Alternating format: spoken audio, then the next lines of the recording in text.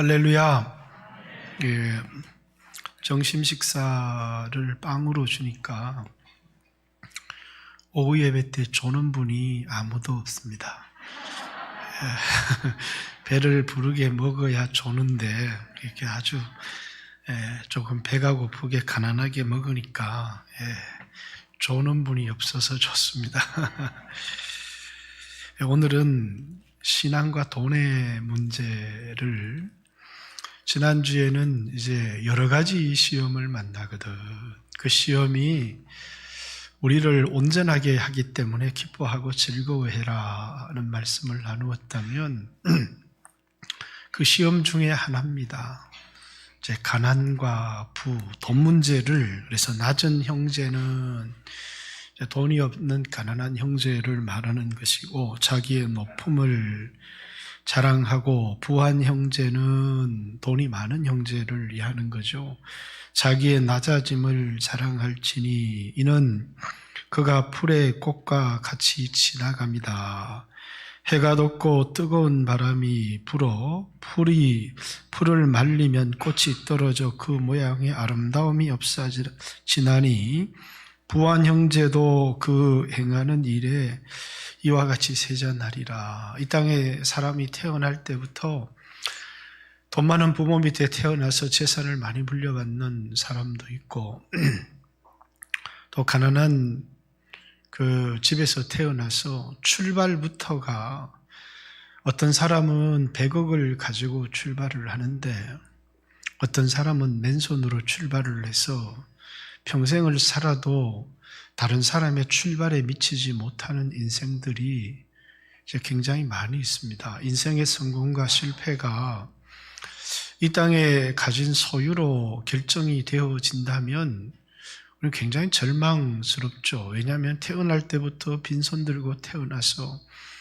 평생 늙도록 뼈가 빠지게 일을 해도 남이 태어날 때 가진 재산만큼도 가지지 못하고, 또 이제 어떤 사람은 돈을 너무너무 쉽게 벌어서 많은 돈을 가지고 있고 그것을 자신의 성공이라고 자랑하고 가난한 형제를 비웃고 조롱할 때 돈이 없는 사람의 마음속에 굉장히 낙담이 되고 절망이 들 때가 참 많이 있습니다. 그래서 신앙과 돈의 문제를 우리 그리스도인들은 한번 짚어보아야 되고, 또 이 당시에도 이제 이 야고보 이 시대 당시에도 5장에 가면 이렇게 오늘 있다가 내일 어느 도시에 가서 돈을 벌어서 얼마를 모으겠다라고 하는, 돈을 벌려고 하는 계획들을 가졌던 많은 형제들을 향한 책망이 있는데, 가장 많은 시험이 돈에 대한 시험이었다. 요즘도 우리 예수 믿는 사람들도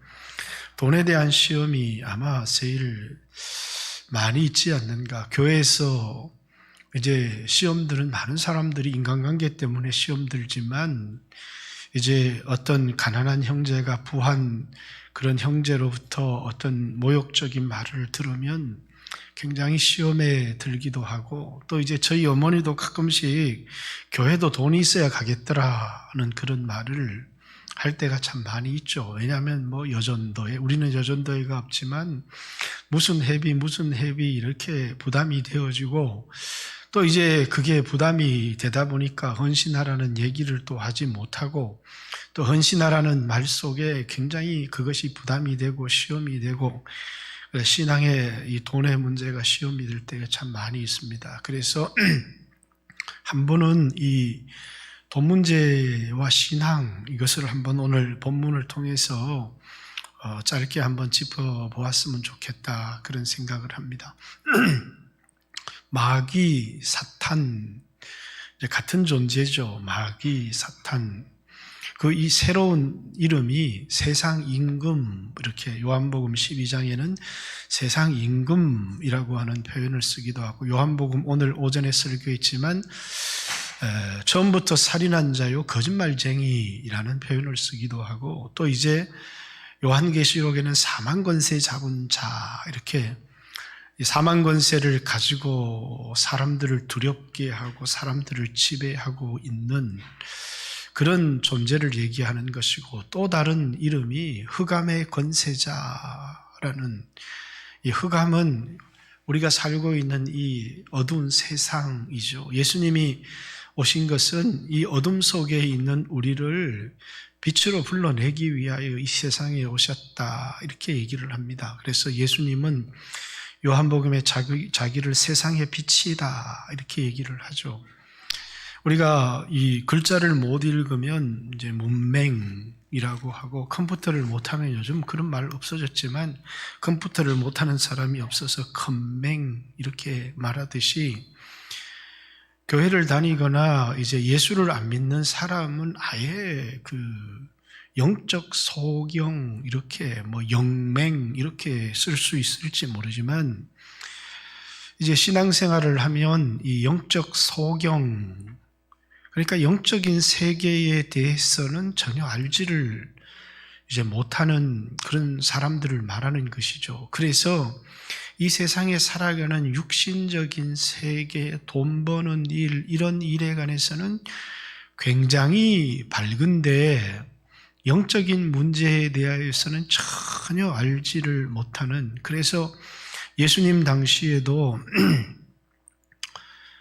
바리새인들, 유대인들을 향해서 예수님은 그들을 향해서 영적인 소경이다, 이렇게 말씀하셨고, 요한복음 9장에 내가 온 것은 보는 자들로 보지 못하는, 내가 밝히 본다라고 말하는 사람들은 더 어두운 영적인 소경이 되고, 나는 정말 영적인 소경이다 하는 사람의 눈을 뜨게 하기 위해서 예수님은 단지 태어날 때부터 소경인 사람을, 육신의 문제를 해결하기 위하여 온 것이 아니라, 그 문제를 통해서 이 세상에 영적인 소경이 있고, 예수님이 오신 이유는 영적인 이 소경의 눈을 뜨게 하기 위해서 오셨다, 이렇게 얘기하고, 요한복음 예수님께서 자신을 생명의 떡이다, 이렇게 말씀하신 것도 이제 구약의 광야에서 이스라엘 백성이 만나와 반석에서 나는 생수를 마셨는데,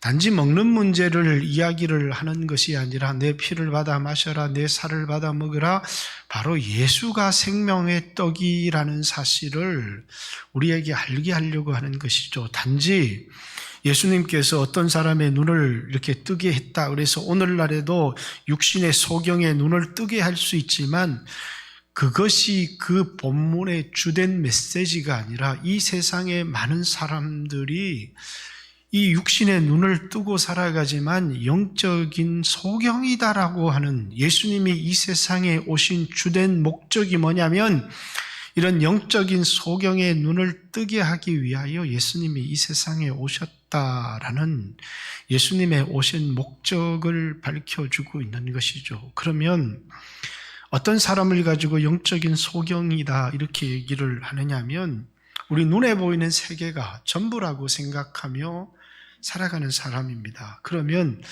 우리 눈에 보이는 이 세계가 전부다 이렇게 생각을 하고 살아간다면, 여러분 어떤 사람이 행복한 사람이에요?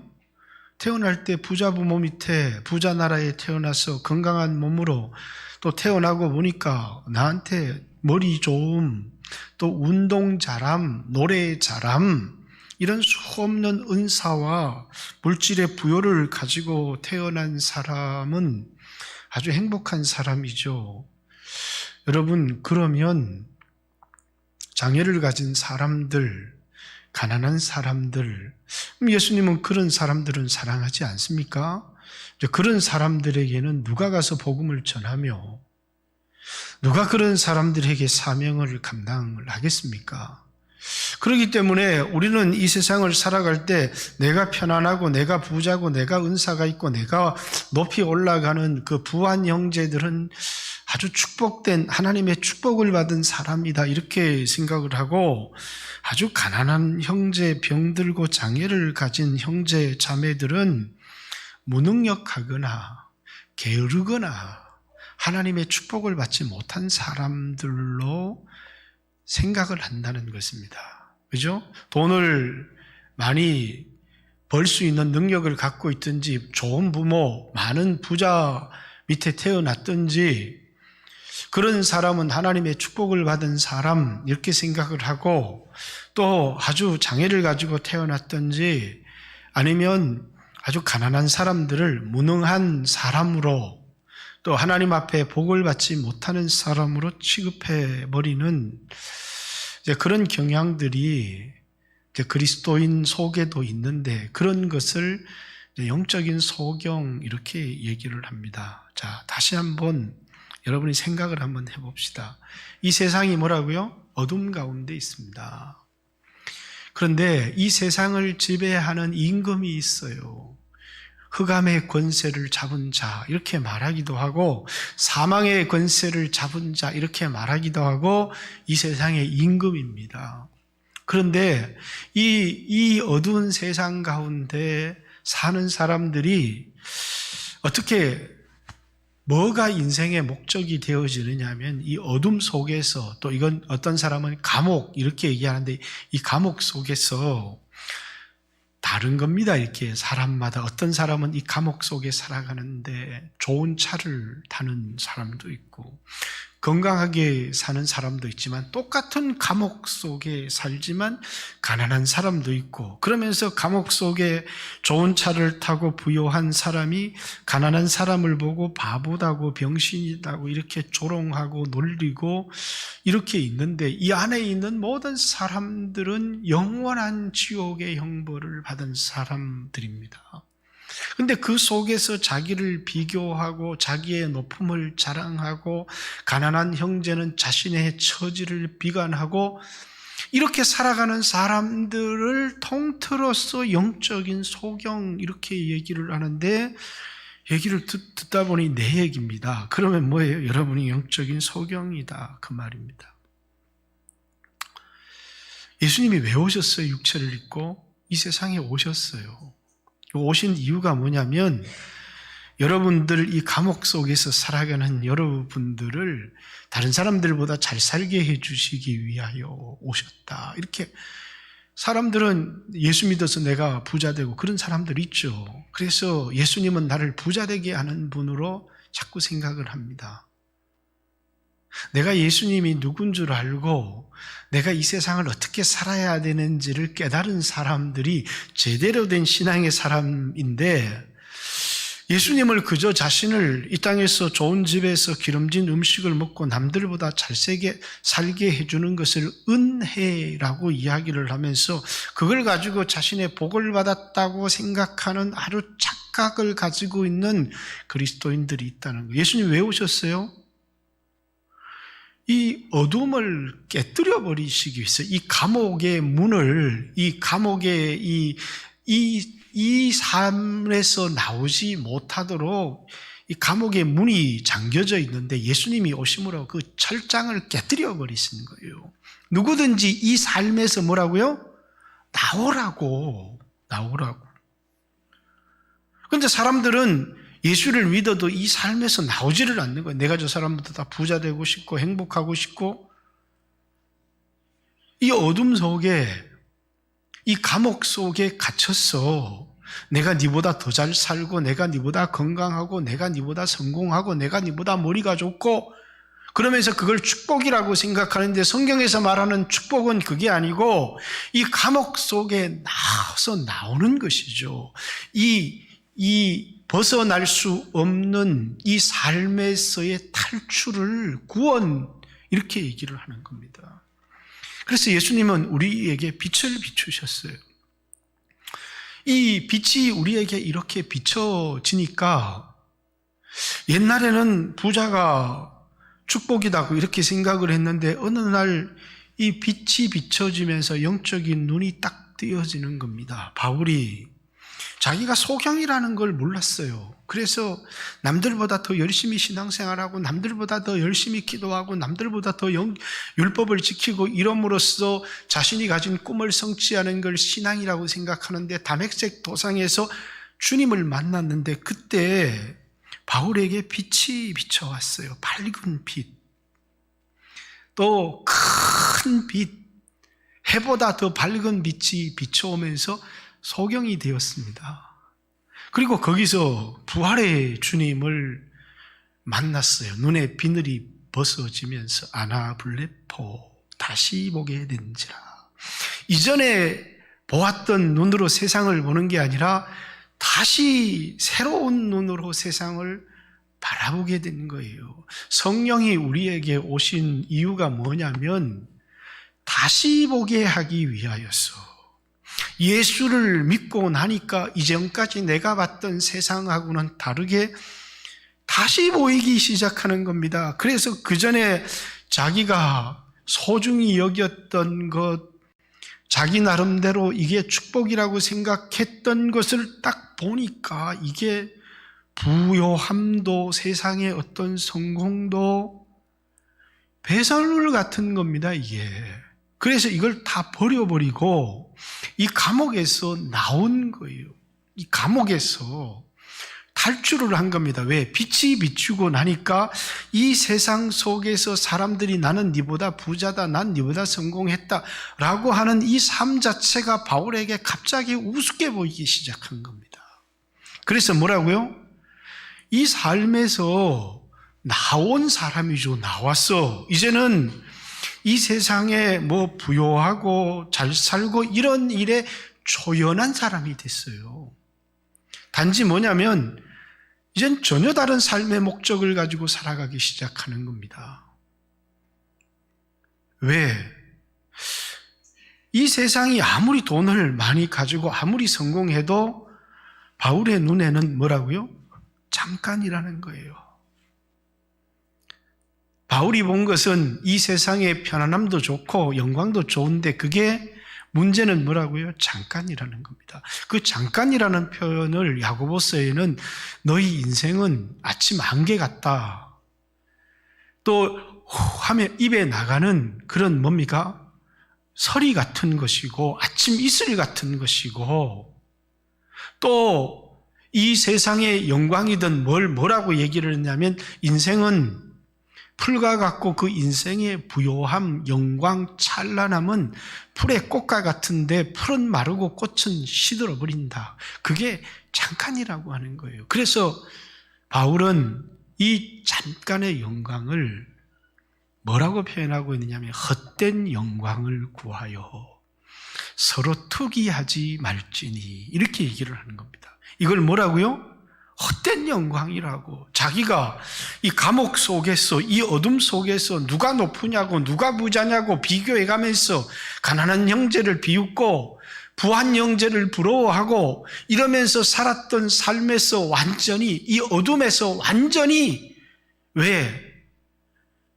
이 어둠에 갇혀 있었을 때는 전혀 몰랐는데 이 어둠 속에 있던 분이 아닌 밖에 있는 어떤 분이 이 세상에 들어오신 거예요. 왜 들어오셨느냐면 그냥 우리를 재용서해 주시고 천국 가기 위해 데려가셨다. 이건 아주 단순한 복음이고요. 오셔서 우리의 눈을 뜨게 해 주시는 이유가 뭐냐면 너희가 살고 있는 삶이 얼마나 허무하고 헛된 삶인지를 깨닫게 하기 위해서. 그래서 부한 형제도 자신의 부함을 자랑하지 말라는 거죠. 왜? 돈은 벌었는데 내가 늙었어요. 그러고 보니 이 돈이 다 내게 아닙니다. 헛되더라는 겁니다. 그래서 자신의 부함을 자랑하지 말고 보니 자신의 인생을 돌아보니 산 것이 다 헛것을 위하여 살았어요. 그러면서 저 가난한 형제를 바라보면서 나는 왜 저 형제처럼 주를 위해서 살지를 못했을까? 그러면서 저 형제 마음속에 있는 주님을 사랑하는 그 마음을 나도 가지고 싶다. 나는 돈은 가졌지만 나는 이 돈 때문에 주님을 의지하는 마음을 가지지 못했고, 나는 이 돈 때문에 주님을 가까이 하지 못했고, 이 돈 때문에 주님을 사랑하지 못했는데 지금 이렇게 다 늙고 보니까 저 형제가 너무 부럽다. 정말 부요한 사람은 내가 아니고 저렇게 주님을 사랑하고 주님을 의지하고 주님 가까이 하고 저렇게 살았던 저 형제가 보니까 정말 부요하구나 라는 것을 어느 날 영적인 눈을 뜨니까 나이가 80, 나이가 90, 세상 떠날 때 다 됐는데 이렇게 보니까 그 세상 친구가 너무너무 가난하고, 그래서 이게 비웃어지고 너 인생 뭐 했냐? 이렇게, 왜? 마치 자기가 가진 돈이 자신의 힘으로 이룬 업적 같고 그것이 헛된 것인 줄을 알지 못하는, 아직도 그 돈이 자신의 생명을 연장해 줄 거라고 생각하고 그 돈이 영원히 자기의 것이라고 생각을 하는 이 어리석음. 보니까 내가 가진 거는 헛된 것인데 저 형제가 가진 건 정말 귀한 걸 가진 거예요. 너무너무 간절한 마음을 가졌고 주님을 사랑하는 마음을 가졌고 이 돈을 다 내팽개 쳐버리고라도 내가 가지고 싶은 게 뭐냐면 저 형제 마음속에 있는 주님을 가까이 하는 마음, 주님을 사랑하는 마음. 주여, 나는 돈은 많은데 주님을 사랑하는 마음이 너무너무 부족하고 이 돈은 많은데 주님을 의지하는 마음이 너무너무 부족하고 평생 이 돈 벌려고 하다가 헛된 인생 다 소비해버렸습니다 라고 하는, 여러분 돈이 많으면 얼마나 좋을 것 같아요. 왜? 든든하고 그게 내가 의지가 될 것 같은데, 그런데 그게 내 신앙을 하나님 가까이 가지를 못하게 하는 거예요.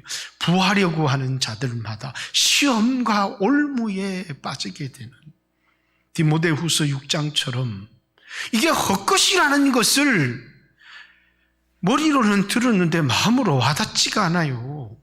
그래서 이걸 내팽개치지를 못하고 평생에 이 돈에 매여서 일생을 다 산 겁니다.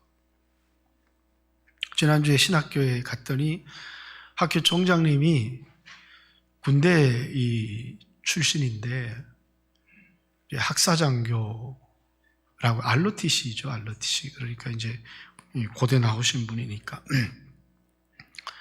친구 하나를 전도를 하기 위해서 6개월을 라면을 끼워줬대요. 그리고 자기는 평생 이제 이 목사의 길을 걸었고, 이제 그 전도받은 그 형제는 6개월 라면 먹고 전도받은 그 형제는 이제 세상에서 성공도 하고 돈도 좀 많이 벌었겠죠. 그런데 그 형제가 6개월 라면 값이라고 봉투에 이렇게 넣어서 내가 형제한테 전도하기 위해서 나한테 6개월 먹은 라면 값이라고 이 봉투를 가지고 왔는데, 봉투를 열어보니까 1억 5천이 들었더라는 겁니다. 학생들 장학금을 위해서 써달라.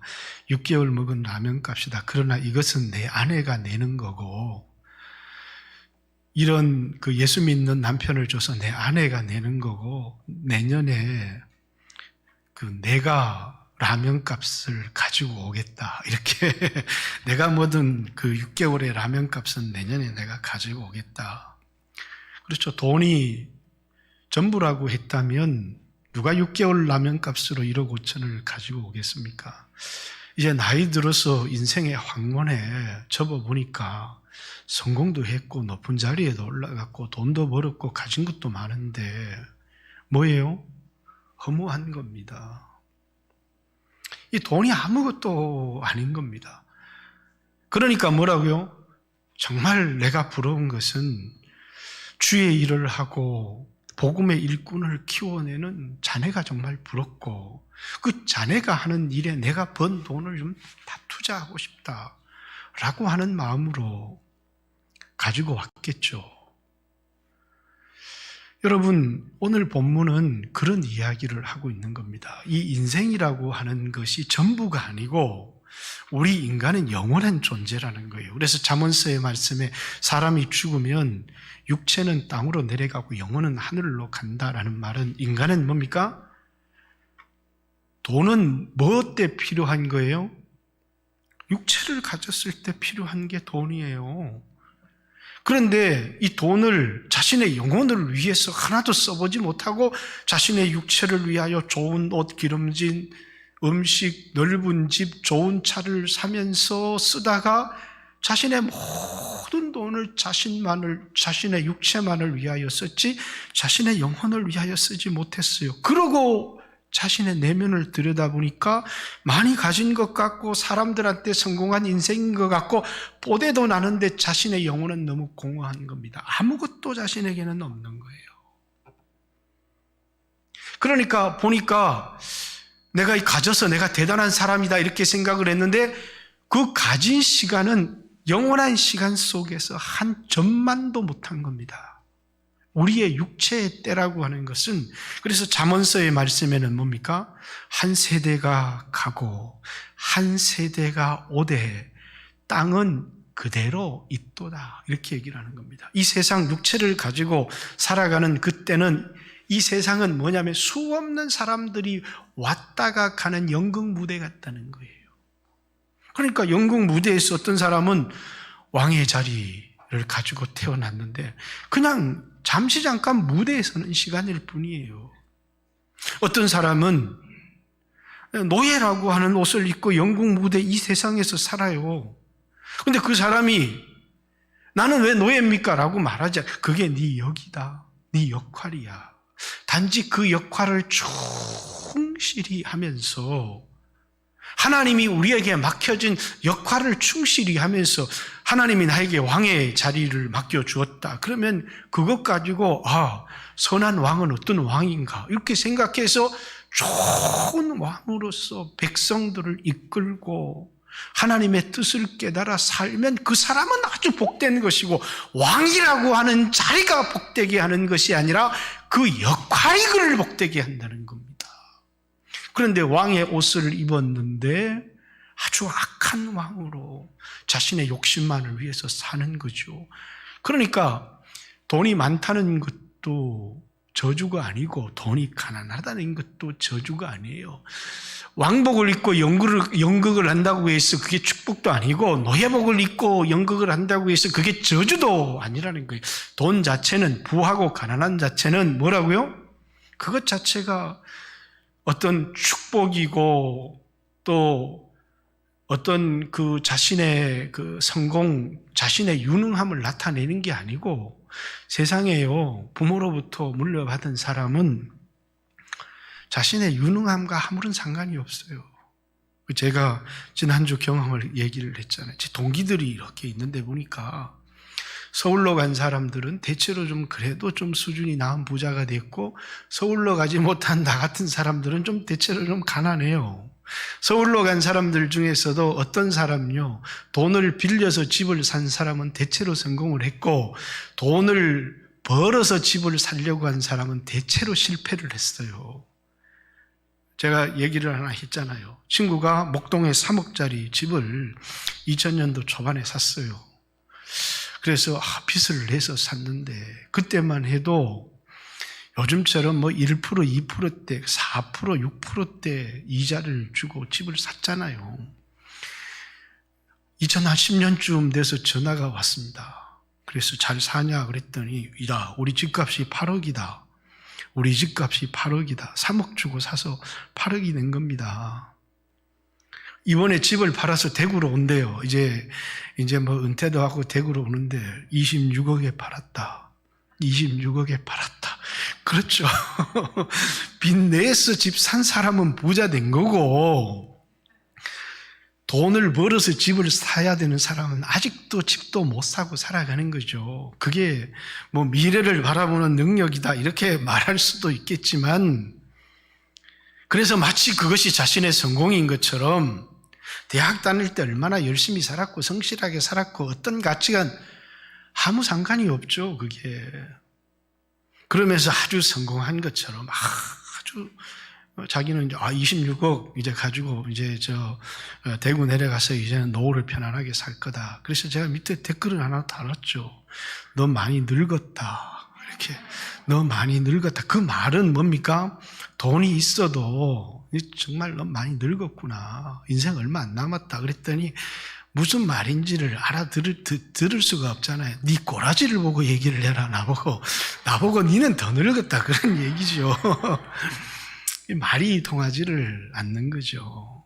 말이 통하지를 않습니다. 그러나 여러분, 영적인 이 세상 속에 있는 사람들은 자기가 늙어간다라고 하는 사실이 때때로 허무하게 느껴지지만 결코 이 세상의 성공과 안정과 편안함을 가져다주는 이 돈을 못 넣는다는 거예요.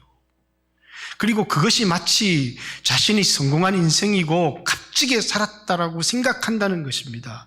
헛된 건데, 아무것도 아닌데, 시들어가는데, 그게 자기 것이 아닌데, 청직인데, 맡긴 데는 이것을 나에게 맡기신 네가 어떻게 쓰기를 원하는가? 라고 하는 올바른 정직이적인 물질관을 갖고 있지를 않다는 거예요. 아무리 많은 돈을 가졌을수록 나는 부자다 이렇게 생각하는 것이 아니라 하나님이 왜 나에게 이렇게 많은 짐을 맡기셨나?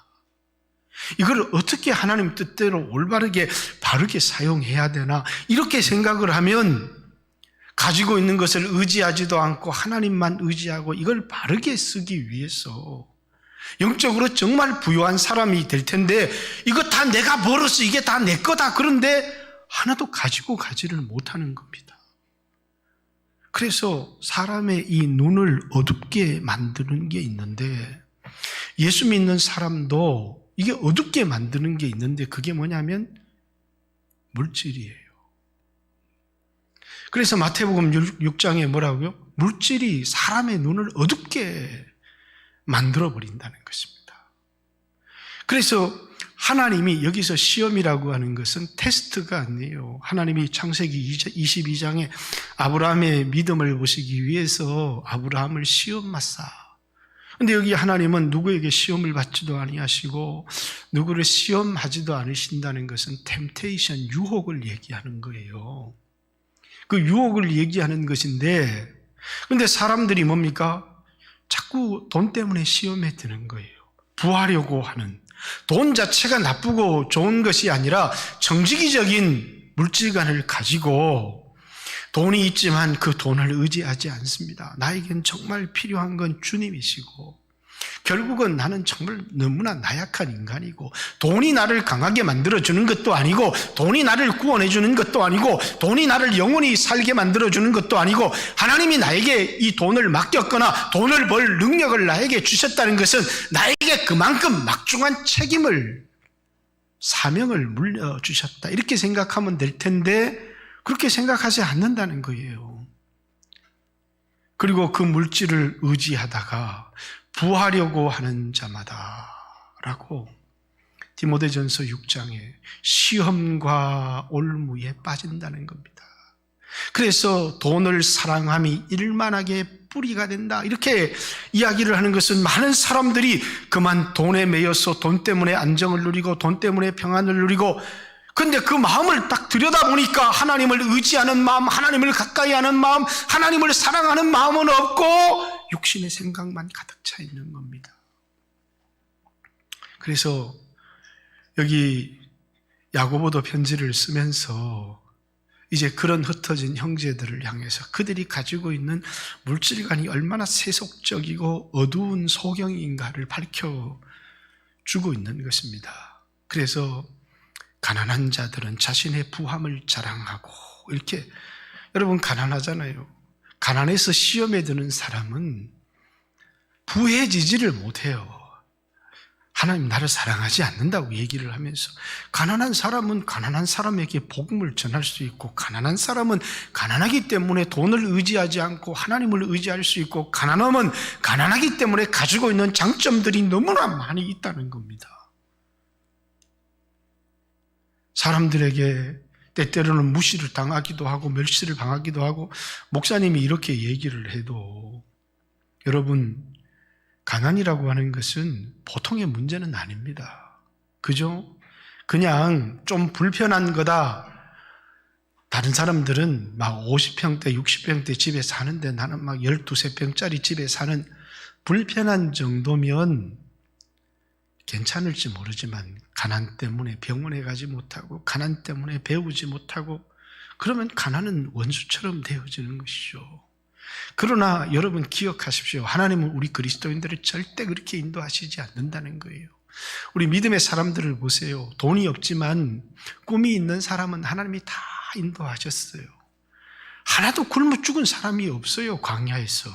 여러분 광야에서 굶어 죽은 사람이 있습니까? 한 명도 없어요. 그건 가난의 문제가 아니고 신앙의 문제였다는 거예요. 그래서 우리에게는 뭡니까?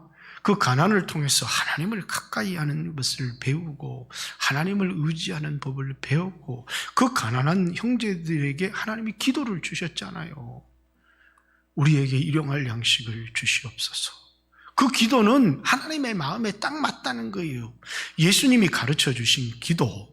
그 기도가 뭐예요? 우리에게 일용할 양식을 주시옵소서. 그리고 우리에게 먹을 것, 마실 것 있으면 족한 줄로 알고 그 다음에 뭐 하라는 겁니까? 내게 맡긴 역할을 감당하며 살아가라는 겁니다.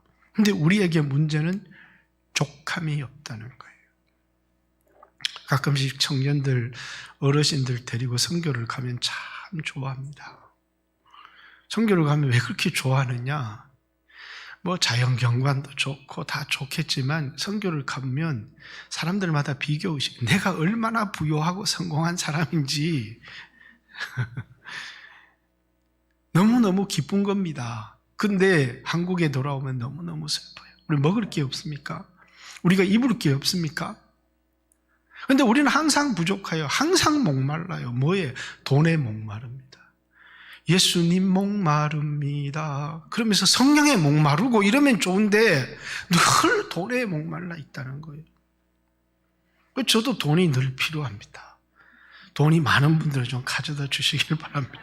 저도 늘 돈이 목마른데 그걸 내가 그 돈을 가지고 이렇게 좋은 차를 타고 넓은 집에 살고 싶다.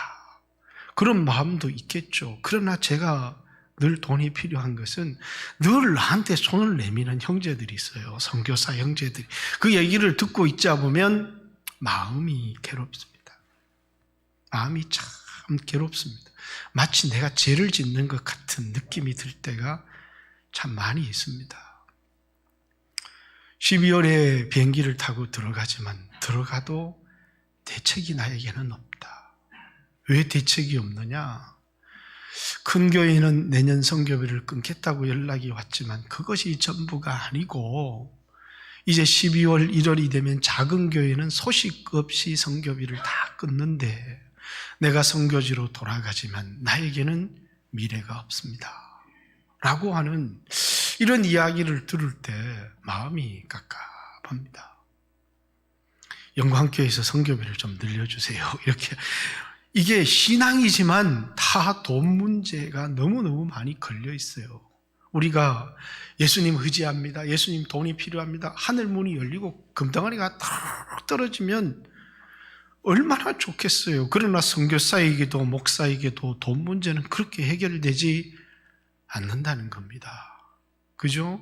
그래서 어떤 사람에게 돈에 도움을 요구하지만 여러분의 인생에도 돈 문제는 이렇게 다가옵니다. 그럴 때 우리는 어떻게 이 돈 문제를 대처를 해야 되느냐라는 겁니다. 돈에 너무너무 목마를 때 그때 우리는 뭡니까? 하나님 붙들어야 돼요. 나는 돈은 없지만 나는 정말 하나님을 사랑하는 것에는 나는 절대 뒤지고 싶지 않다. 그러면서 하나님을 붙들고 살아가는데 항상 넉넉하거나 막 차고 5년, 10년 먹을 게 사역할 게 다 준비되어 있는 게 아니라 그날 너무너무 아슬아슬합니다. 여러분, 이 아슬아슬함이 우리를 얼마나 긴장을 시키고 좀 하루라도 기도도 마음 놓고 편안하게 주여 오늘 주시지 않으면 저는 죽습니다. 오늘 주시지 않으면 죽습니다. 오늘 주시지 않으면 죽습니다. 이런 긴박한 사역의 순간들 또 성도들의 삶에 이런 것들이 얼마나 우리를 초조하게 만들고 우리를 지치게 만드는지 참 몰라요. 그래서 이런 길을 걸어온 사람들이 다 돌아보면 다 하나님의 인도하심이었고 기가 막히게 채워졌는데 그 순간 하루하루 순간을 살아가는 게 얼마나 벅차고 얼마나 힘들고 그런데 그것이 우리로 하나님을 붙들게 하고 하나님 앞에 매달리게 하고 여러분 그게 결코 우리에게 실패가 아니라는 사실이에요. 하나님은 우리에게 많은 것을 주시지 않습니다. 그래서 광야에서 양식을 주시는데 한 달은 걱정 없이 좀 살고 싶다. 그래서 한 달치를 그냥 팍 주면 좋은데 하루치씩만 줘요. 딱 하루치씩만. 금요일이 되니까 얼마나 은혜로우신지 하나님이 이틀치를 주시는 거예요. 하나님이 주시는 최대 양식은 광야에서 이틀치였어요. 도대체 뭐예요 이게? 무슨 훈련을 하신 거예요? 하나님만 의지하고 살아가는 훈련을 하신 거예요. 오늘 우리에게도 그런 훈련을 시키시는 거예요. 그러면서 뭐라고요? 나에게 있는 정말 소중한 보배는 먹을 양식이 아니라 하나님. 우리는 그만 만나를 붙들고 금덩어리를 붙들고 돈을 붙드는 순간에 영적인 소경이 되어지고 우린 너무너무 불안하고 그것을 바라보고 있으면 너무너무 불안한데 나에게 일용할 양식을 달라고 기도하게 하신 하나님을 바라보면 내일 먹을 양식이 없지만 오늘 평안하고 조지 밀러처럼 빵이 없는데요, 주실 거다. 빵이 없는데요, 주실 거다. 빵이 없는데요, 주실 거다. 어떻게 주십니까? 하나님이 주실 거다. 그런데 그 몇 수십 년의 사역을 하면서 고아들에게 단 한 끼도, 단 한 번도 굶긴 적이 없다는 거잖아요. 그래서 5만 번 기도 응답을 받은 조지 밀러 이렇게 얘기를 하면서, 여러분, 아무것도 없는 사람이, 아이들에게 빵을 공급할 능력이 아무것도 없는 사람이 하나님이 주실 거다, 하나님이 주실 거다, 매일매일 하나님 붙들고 하나님 주실 거다, 하나님 주실 거다, 그게 어쩌다 하루, 어쩌다 이틀이면 몰라도 몇십 년을 한 끼에 빈틈도 없이 하나님이 공급해 주셨다면 하나님이 살아계신 것 아닙니까? 그 하나님은 의지할 만한 분 아닙니까? 우리에게 필요한 모든 것을 알고 계시는 분 아닙니까? 그러나 나한테 돈이 너무 많습니다. 오늘 기도하지 않아도 아무 걱정이 없고 1년쯤은 쉬어도 밥 먹을 걱정이 아무것도 없어요. 그래서 멀어지는 겁니다, 하나님에게서. 그리고 자신의 역할이 뭔지를 모르는 거예요. 온 자신에게 주어진 인생을 부하려고 하는 태도, 부하려고 하는 자들마다 시험과 올무에 떨어지나니 라고 하는 부가 죄가 아닙니다. 돈을 많이 가지십시오. 그러나 부하려고 하는 태도는 어마어마하게 한 큰 죄입니다. 여러분이 부하려고 할 때마다 하나님은 여러분의 것을 뺐습니다. 사랑하시기 때문이에요. 그래서 하나님만 의지하도록 하시는 겁니다. 그래서 하나님 의지합니다. 우리에게 이 광야에서 하나님을 의지하며 살아가는 법을 가르치는데, 그러면서 사명을 감당하며 살아가며 가르치는데 그만 헛된 일에 자신의 모든 인생을 써버린다면 도대체 예수 믿는 사람들이 이 세상의 영적 소경과 다를 바가 뭐가 있겠습니까? 여러분, 우리는 다르게 살도록 부름을 받았어요.